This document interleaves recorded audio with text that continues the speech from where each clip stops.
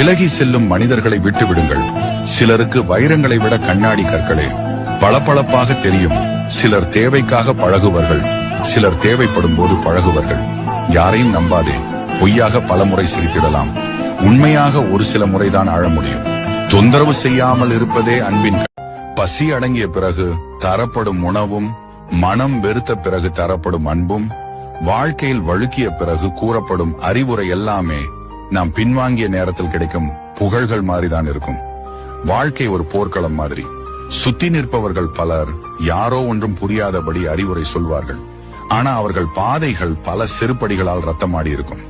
அதனால யாரோ என்ன சொல்றாங்கன்னு கேட்கறதுக்கு பதிலா நம்ம மனசுக்குள்ள ஒரு உறுதியை நினைச்சு கொள்ள வேண்டும். உண்மையான அன்பு என்பது நேரத்துல வரும்போதுதான் ஒரு உயிருக்கு உறவாகும். உதவி என்பது சரியான தருணத்தில் வரும்போதுதான் உயிரை காப்பாற்றும். நம்மை நாமே நம்பி நம்ம நெஞ்சில உரசும் காயங்களை மாற்றிக்கொள்ள வேண்டும் வலிமையாக. ஏனெனில் வாழ்க்கை என்பது வெறுமனே மூச்சு விட்டுக் கொண்டிருப்பதல்ல, உணர்ந்து வாழும் யுத்தம். விழித்துக்கொள். தேவையற்ற அறிவுரைகளை கண்டு கொள்ளாமல் உனது பாதையை நீயே தேடு.